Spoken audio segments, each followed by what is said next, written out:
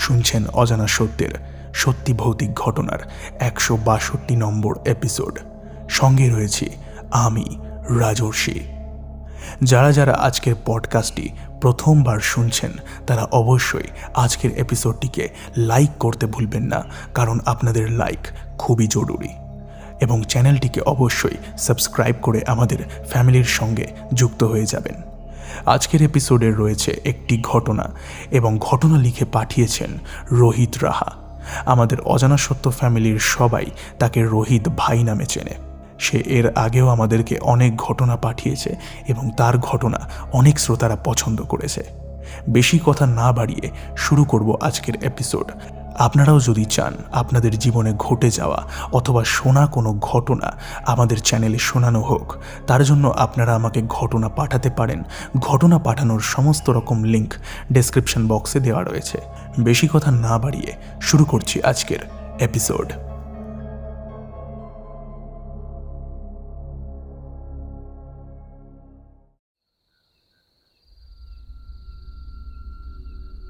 রোহিত ভাই যেরকম করে লিখেছে আমি সেরকম করেই পড়ে শোনাচ্ছি।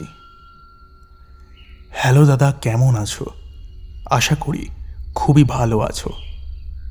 আমি রোহিত রাহা, তোমাদের সকলের রোহিত ভাই বলছি।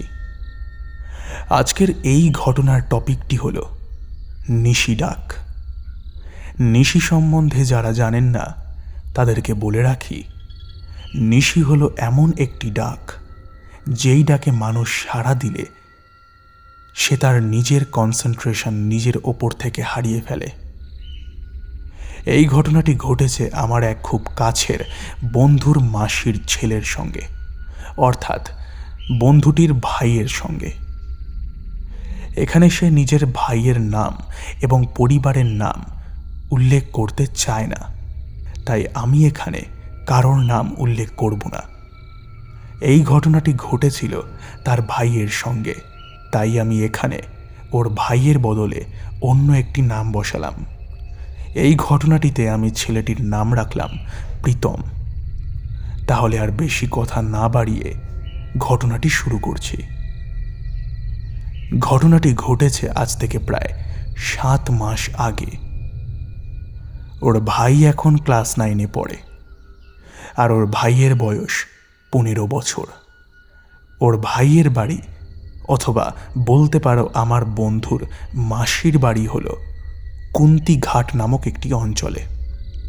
সরকারের তরফ থেকে তারা 25,000-এর বাড়ি পাওয়ার সঙ্গে সঙ্গে নিজেদের পুরনো বাড়িটাকে ভেঙে একটা নতুন বাড়ি তৈরি করার উপক্রমে লেগে পড়ে। মিস্ত্রি ভাড়া করে তারা তাদের পুরনো বাড়িটিকে ভেঙে ফেলে এবং তার আগে তারা একটি ভাড়া বাড়ির সন্ধান করে, কারণ স্বাভাবিক, নইলে তারা থাকবে কোথায়। তারা একটি বড় ভাড়া বাড়ি মাত্র 3,000 টাকায় পেয়ে যায়। ভাড়া বাড়িটা ছিল তাদের বাড়ি থেকে প্রায় 15 থেকে 20 মিনিট দূরে। সাইকেল করে চড়ে গেলে ওই 15-20 মিনিটই সময় লাগে। সুতরাং বাড়ির কাছে হওয়ায় তারা সেই বাড়িতেই থাকার সিদ্ধান্ত নেয়। এবার বাড়িটাকে একটু বর্ণনা করি। বাড়িটা ছিল দোতলা। নিচের তলায় মোট 4টি রুম, একটি বেডরুম, একটি ডাইনিং রুম, একটি বাথরুম এবং একটি রান্নাঘর, এবং ওপরের রুমে ছিল একটি ছোট ঘর এবং বাথরুম। এত সুন্দর ঘর এত কম দামে ভাড়া পেয়ে তারা খুবই খুশি হয় এবং সিদ্ধান্ত নেয় যে এই ভাড়া বাড়িটিতেই তারা থাকবে। ভাড়া বাড়ির মালিকের সঙ্গে কথা বলে তারা সব ঠিকঠাক করে নেয় এবং বলে, আমরা তাহলে পরের দিন থেকেই এখানে এসে থাকব। তো যেমন ভাবা তেমন কাজ। তারা নিজেদের সমস্ত আসবাবপত্র নিয়ে এই ভাড়া বাড়িতে ওঠে এবং তাদের পুরনো বাড়িটায় তারা মিস্ত্রি লাগিয়ে ভাঙতে শুরু করে। কিন্তু তারা কখনোই ভাবেনি যে এত কম দামে এত ভালো একটি বাড়ি তারা পেল কিভাবে। প্রথম প্রথম তারা বেশ সুন্দরভাবে দিন কাটাচ্ছিল। ঠিক বাড়িতে আসার 1 সপ্তাহ পর হলো একটি অদ্ভুত রকমের ঘটনা। প্রীতম এবং তার বাবা মা রাত্রের বেলায় ডিনার শেষ করে ঘুমাতে যাবে এবং ঘুমানোর পর ঘটে একটি আজব ঘটনা, যেটা হয়তো তোমাদের বললে তোমরা বিশ্বাস করবে না। তখন বাজে রাত 1:30টার কাছাকাছি। প্রীতম কানে শুনতে পায় কে যেন তাকে বাইরে থেকে ডাকছে। সে বলছে, প্রীতম, তুই আয়, একবার এইদিকে আয়, তোকে একটা জিনিস দেখাতে চাই।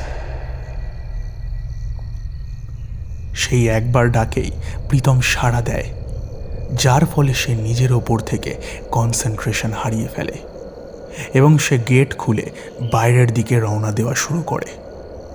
এবং প্রীতমের বাবার ঘুম ছিল খুবই পাতলা, যেটাকে বলা হয় আলগা ঘুম। প্রীতমের বাবা গেটের শব্দ শুনতে পেয়ে উঠে পড়ে, কারণ তার বাবার মনে হয় কোনো চোর ঢুকেছে হয়তো। কিন্তু যখন তার বাবা দেখতে পায় তার ছেলে পাশে নেই, তখন তিনি অবাক হয়ে যান। তিনি গেটের বাইরে গিয়ে দেখেন তার ছেলে একা একা রাস্তা দিয়ে হেঁটে হেঁটে এগিয়ে যাচ্ছে। তার বাবা যতই ছেলেকে ডাকে ততই ছেলে জোরে হাঁটতে শুরু করে। তার বাবা তার পিছু করতে থাকে এবং একটা সময় পরে গিয়ে দৌড়াতে থাকে। প্রায় অনেকটা রাস্তা অতিক্রম করে ফেলবার পর বাবা তার ছেলেকে ধরে ফেলে এবং নিজের দিকে ঘুরিয়ে নেয়। তখন তার বাবা যা দেখতে পায় তাতে তার বাবা রীতিমতো চমকে যায়। তার বাবা দেখে তার ছেলের চোখে কোনো মনি নেই, পুরো চোখটা সাদা ধবধবে হয়ে রয়েছে। সে কারোর কথা শুনতে পাচ্ছে না। তাকে দেখে মনে হচ্ছে কেউ যেন তাকে টেনে নিয়ে যাচ্ছিল। তার বাবা বুঝতে পারে এটা কোনো সাধারণ বিষয় নয়, এটি কোনো অশরীরী আত্মার কাজ। তখন তার বাবা হঠাৎ করে নিজের ছেলেকে খুব জোরে একটি চড় লাগায় এবং ছেলের গালে 5 আঙ্গুলের দাগ বসে যায়। এর ফলে ছেলের সম্বিত ফেরে এবং বাবাকে প্রশ্ন করে যে, বাবা, আমি এখানে কি করছি, আর তুমিও বা এত রাতে আমাকে এখানে কেন নিয়ে এসেছ?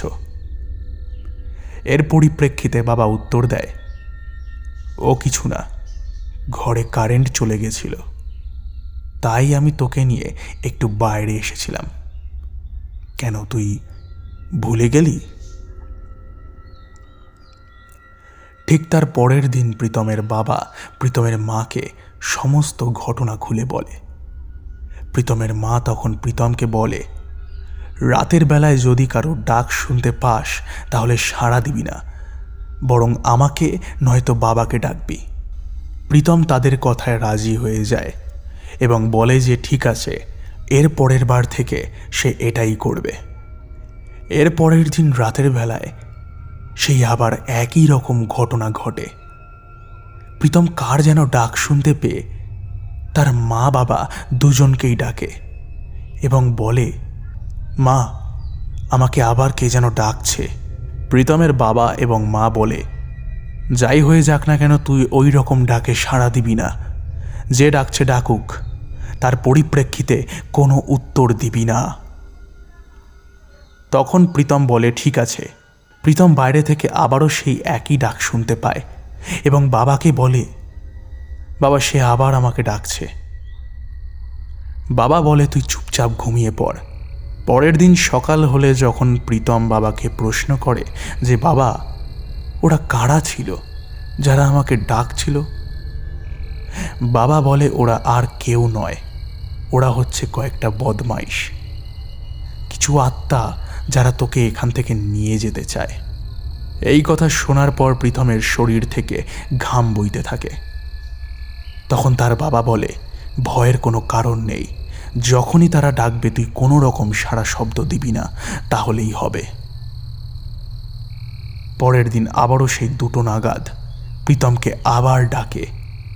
পাতলা ফিনফিনে গলায় বলে, প্রীতম, আয়, আমার কাছে আয়।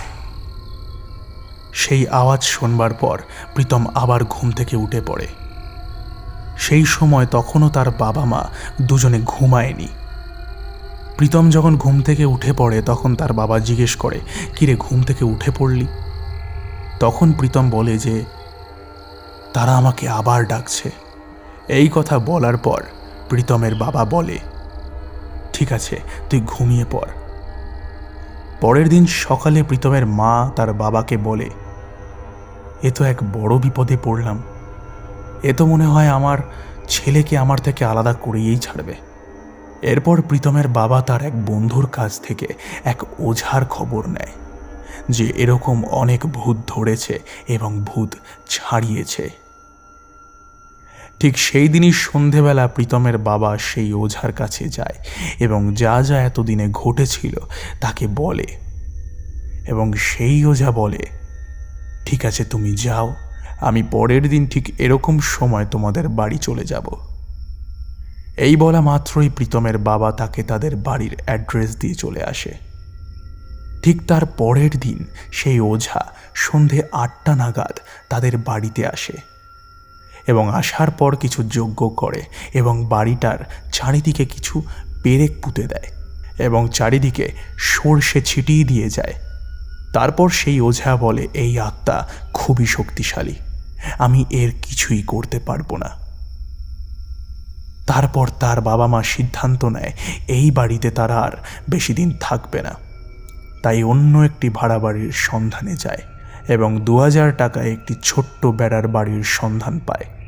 তারপর তারা ঠিক করে পরের দিন সব আসবাবপত্র সেই বাড়ি থেকে এই বাড়িতে নিয়ে আসবে। এরপর তারা সেই ভাড়া বাড়িতে চলে যায়। তারপর থেকে আর কোনো রকম অসুবিধা দেখা দেয়নি। দাদা, ঘটনাটি এতটুকুই ছিল। আশা করছি ঘটনাটা ভালো লেগেছে। এই ঘটনাটা একটু আলাদা রকমের এবং এরকম ঘটনা বা এই ঘটনা আমার সংগ্রহ করতে অনেক সময় লেগেছে। এই ঘটনাটি তুমি একটি স্পেশাল এপিসোডে শোনালে আমি খুবই খুশি হব।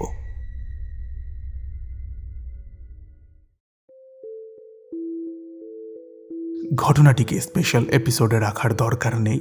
আজকের এই ঘটনা দিয়েই এই এপিসোডটিকে সাজানো হয়েছে। আশা করছি ঘটনাটা সকলের ভালো লেগেছে। ভালো লাগলে অবশ্যই আপনারা কমেন্ট করে জানাবেন যে আপনাদের কেমন লাগলো। ভালো হলেও অবশ্যই জানাবেন, আর যদি কোথাও আমার ভুল ত্রুটি হয়ে থাকে সেটিও জানিয়ে দেবেন, আমি সেটা সংশোধন করে নেব। অবশ্যই পাশে থাকবেন, চ্যানেলটিকে অবশ্যই সাবস্ক্রাইব করবেন। চলে যাচ্ছি আজকের শাউট আউট পর্বে।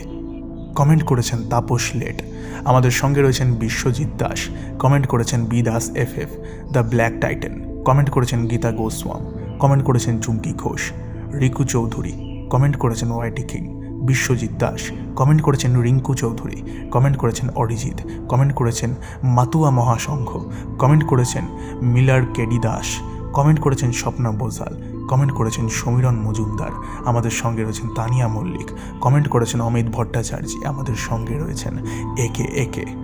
সকলকে অসংখ্য পরিমাণে ধন্যবাদ কমেন্ট করবার জন্য। আজকের এপিসোড এখানেই শেষ হচ্ছে। দেখা হবে আবার পরের এপিসোডে। ততক্ষণের জন্য stay happy and stay safe এবং যুক্ত থাকুন আমাদের অজানা সত্যের সঙ্গে, কারণ অজানা সত্য মানেই রহস্যের এক অন্য দুনিয়া।